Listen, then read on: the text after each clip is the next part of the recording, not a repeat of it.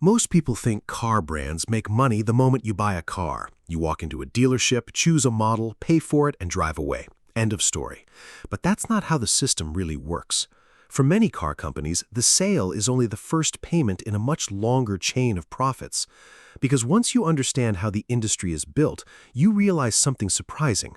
The car itself is often just the entry point, and some of the biggest money is made after the keys are already in your hand. Today, we're going inside the system of how car brands actually make their money. To understand this, we need to start with the obvious part, selling the car itself. Yes, manufacturers earn revenue when they sell vehicles. That's the most visible side of the business. But building a car is expensive.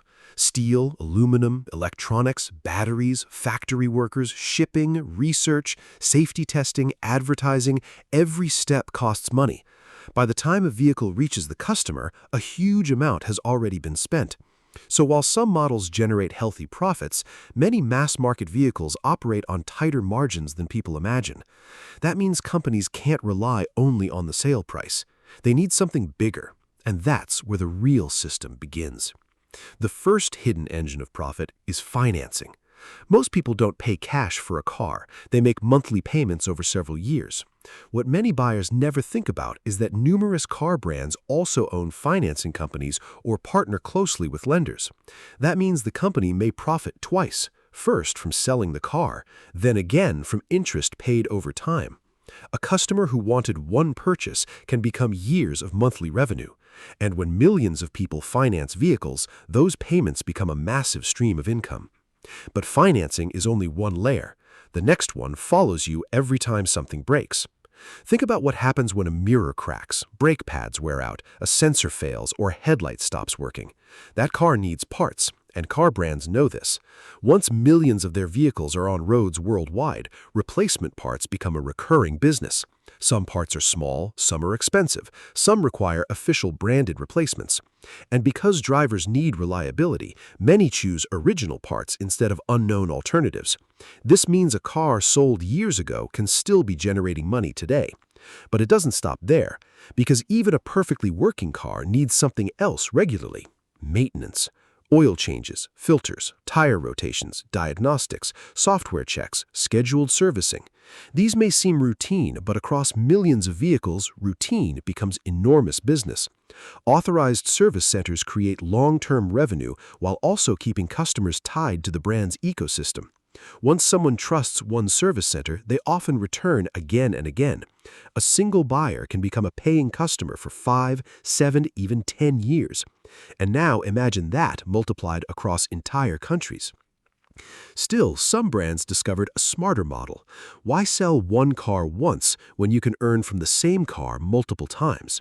That's where leasing comes in. Instead of owning the car permanently, customers pay monthly to use it for a few years, then return it. After that, the company can resell it, lease it again, or place it into certified used programs. One vehicle can produce revenue more than once. To the customer, it feels like flexibility. To the company, it can be a highly efficient cycle. But modern car profits have gone even further than that, because now some features don't end when you buy the car either. Today's vehicles are becoming software machines on wheels, and software changes everything.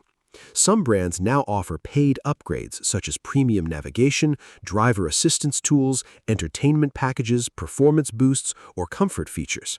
In some cases, a car may already contain the hardware, but access to certain features can cost extra. That means the company can continue earning money after the original purchase through digital add-ons and subscriptions. The sale used to end at the dealership. Now it can continue through updates. And while technology creates new income, something older still remains one of the strongest profit tools of all: human psychology. Luxury brands understand that many buyers are not paying only for transportation. They are paying for image, for identity, for status, for the feeling that comes with owning something admired. A car that gets you from one place to another may exist at many price points, but when emotion enters the equation, pricing power changes completely. That badge on the front of the car can be worth thousands, sometimes more than the extra materials inside it. But individual customers aren't the only source of money. Some of the biggest deals happen quietly, away from public attention.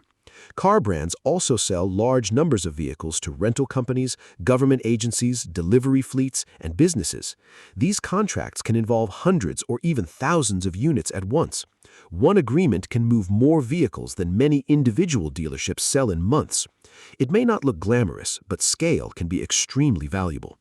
And even after those cars are sold, the money cycle often continues through service, parts, and replacements later. By now, a pattern is becoming clear. The business was never just about the car.